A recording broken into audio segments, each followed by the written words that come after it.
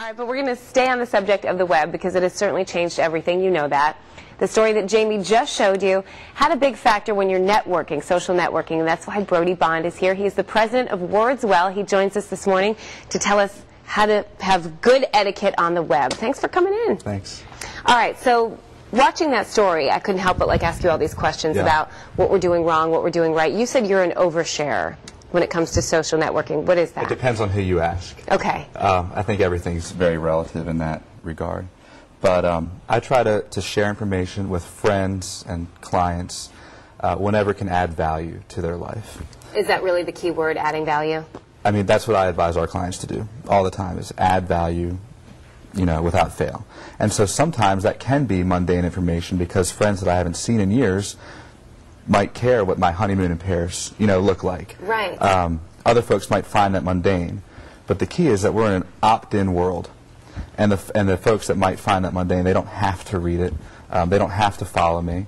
And then it's, you know, you're always rolling the dice of sharing too much or too little because, you know, one of the key faux pas in social media is not engaging enough. Right. So there's a fine line, and you want to just be true to who you are and add value to your audience. But how do you handle it? Because one thing you brought is not in sharing enough. So if you're not responding to somebody's message, or maybe you're not big on the updates, or even checking Facebook that often, how do you handle that without seeming rude?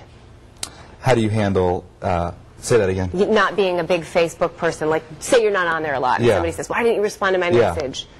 That's just the world that we're in. I mean, the social networks are becoming really sophisticated, and they are starting to mimic online networks a lot, too. And so, you know, when we're at a dinner party, we want to share information that's valuable or funny or interesting or how we engage other people.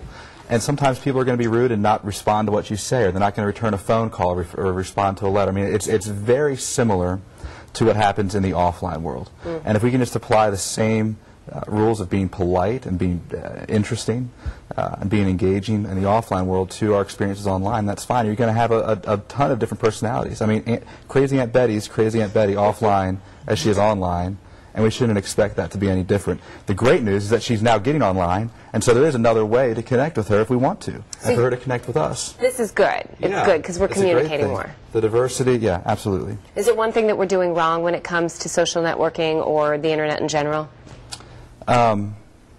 Folks who are selfish are going to always lose. Folks who are boasting are going to always lose.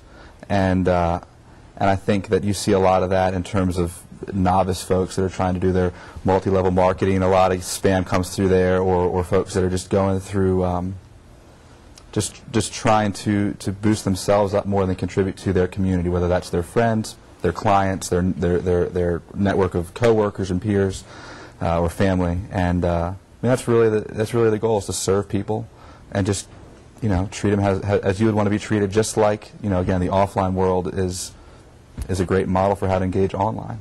All right. Well, Brody Bond from WordsWell, is there somewhere that people can reach you, a website? Yeah.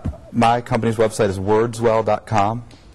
My name is Brody, B-R-O-D-Y, and Brody at wordswell.com. Anybody can email me about anything. All right, so if you have some questions, that's the guy to contact. Thanks for coming in, and congratulations on your recent nuptials. Thank you very much. All right, Jamie. All right, the Battle of the Stars continues. They're still shaking and dancing out there, working on the dance floor. Coming up next, the victories, the mishaps on last night's Dancing with the Stars. And she is working out on the chessboard there. A local woman shows us why she is one of the best when it comes to chess.